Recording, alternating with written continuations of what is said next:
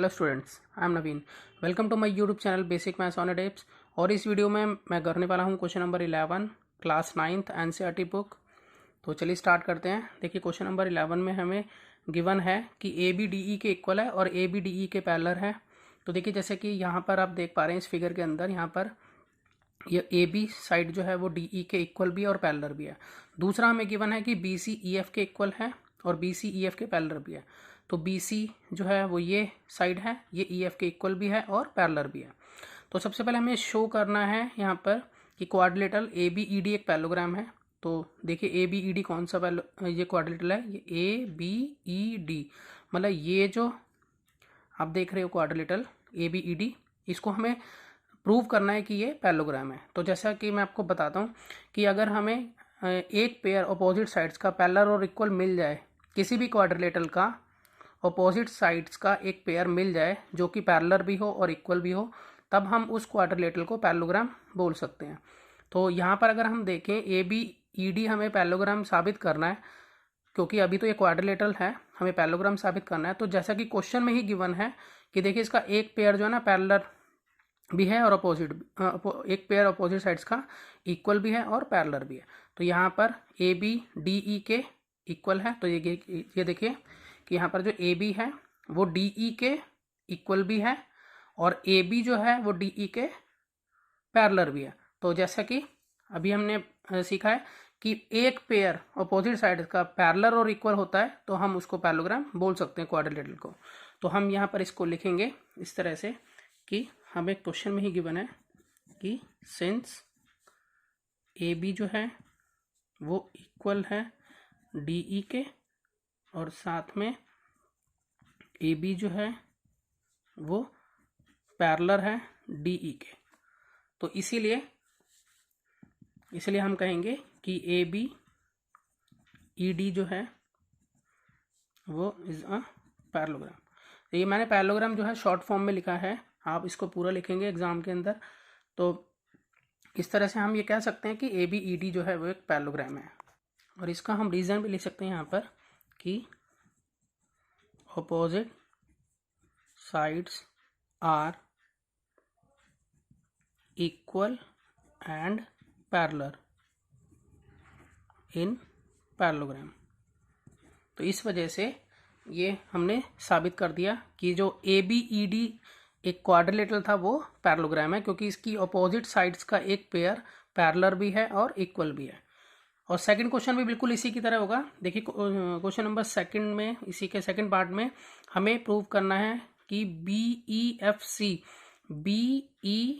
सी मतलब ये वाला जो क्वाड्रिलेटरल है ये भी एक तरह का पैरेललोग्राम है, हमें साबित करना है। तो हम गिवन से ही ले सकते हैं। देखिए बी सी ई एफ के यहाँ इक्वल बता रखा है और बी सी ई एफ के पैरेलल भी है, क्वेश्चन में गिवन है ये। तो बी सी ई एफ ये दोनों एक दूसरे के इक्वल है और दोनों एक दूसरे के पैरेलल भी हैं। तो ये इसी क्वाड्रिलेटरल की अपोजिट साइड्स हैं जो इक्वल और पैरेलल है। तो इसलिए ये बी ई एफ सी जो है ये भी एक तरह का पैरेललोग्राम हो जाएगा। बिल्कुल ऊपर वाले क्वेश्चन की तरह ही हमें इसको सारा लिखना है। तो यहाँ पर मैं सेकंड पार्ट इसका करता हूँ। तो यहाँ पर सिंस बी सी जो है वो ई एफ के इक्वल है और बी सी जो है वो पैरेलल है ई एफ के, तो इसीलिए देयरफॉर हमारा B E F C is a parallelogram.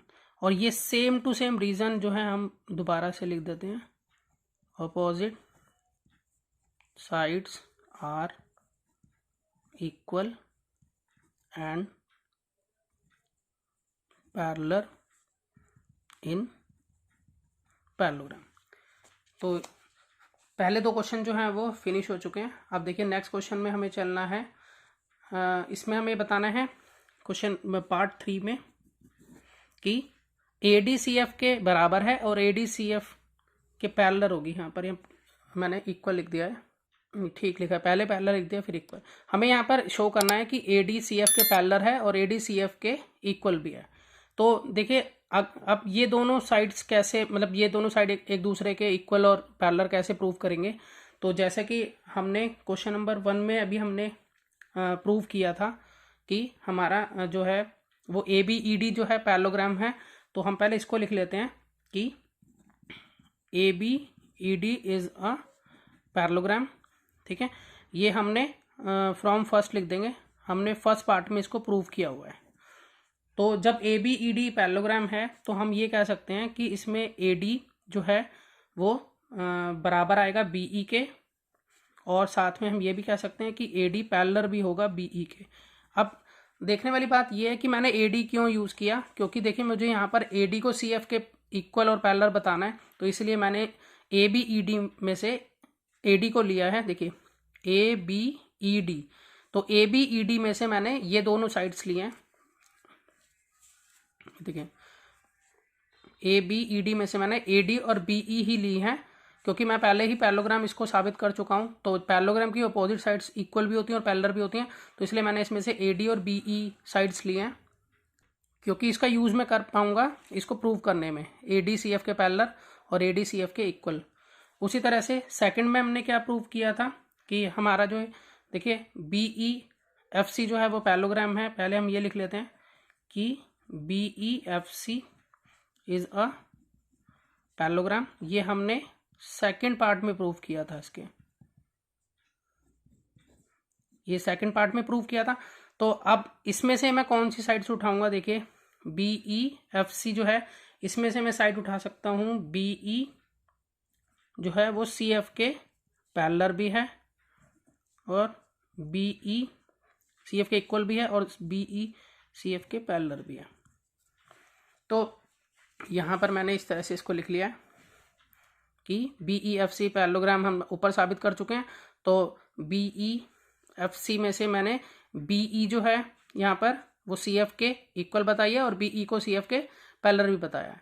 तो यहाँ पर देखिए अगर हम देखें ए डी बी ई के इक्वल है और यहाँ पर बी ई सी एफ के इक्वल है, तो बी ई ए डी के इक्वल है, बी ई सी एफ के भी इक्वल है, तो इट मीन्स ए डी और सी एफ भी एक दूसरे के इक्वल होंगे। उसी तरह से यहाँ पर देखें तो बी ई ए डी के पैरेलल है और बी ई सी एफ के भी पैरेलल है, तो इसका मतलब ए डी और सी एफ भी एक दूसरे के पैरेलल होंगे। तो हम इस तरह से इसको लिख सकते हैं। अगर मैं इसको सपोज करो फर्स्ट मान लेता हूँ और इसको सेकंड मान लेता हूँ, तो यहाँ पर फ्रॉम फर्स्ट एंड सेकंड, इस फर्स्ट और सेकंड के अकॉर्डिंग मैं ये कह सकता हूँ यहाँ पर कि जो ए डी है वो इक्वल होगी सी एफ के। देखिए यहाँ पर बी ई दोनों तरफ, तो बी ई हटा दीजिए यहाँ पर, तो यहाँ पर ए डी और सी एफ बचा, तो यहाँ पर ए डी जो है वो सी एफ के इक्वल है और दूसरी तरफ हम ये कह सकते हैं कि ए डी जो है वो सी एफ के पैरेलल भी है। अब देखिए यहाँ पर इस तरह से हमने प्रूव कर दिया। पहले हमने जो पैरेललोग्राम थे उनको उठाया और उन पैरेललोग्राम्स की साइड्स ली जिसमें ए डी और सी एफ आती है, और उन दोनों साइड्स के अकॉर्डिंग हमने जो है ए डी और सी एफ एक दूसरे के इक्वल और एक दूसरे के पैरेलल भी साबित कर दिया। तो ये हो जाता है हमारा क्वेश्चन नंबर 3 जो है कंप्लीट। अब क्वेश्चन नंबर 4, इसका मतलब 4 पार्ट में जो है क्या पूछा देखते हैं। 4 पार्ट में हमसे पूछा है कि ए सी एफ डी एक पैरेललोग्राम है, हमें ये बताना है ए सी एफ डी। तो देखिए यहाँ पर ए सी एफ डी, ए सी एफ डी मतलब ये ऊपर वाला जो ये है क्वाड्रिलेटरल, इसको हमें पैरेललोग्राम हमें सिद्ध करना है। तो इसको सिद्ध करने के लिए हम क्या करेंगे, अब हम इसमें से ले लेते हैं 4 पार्ट कर रहे हैं। तो फ्रॉम थर्ड में हमने अभी अभी क्या प्रूव किया है, देखिए थर्ड में हमने अभी प्रूव किया है यहाँ पर कि ए डी सी एफ के इक्वल भी है, ए डी सी एफ के बराबर भी है। तो मैं यहाँ लिख लेता हूँ कि ए डी जो है इक्वल है सी एफ के और ए डी जो है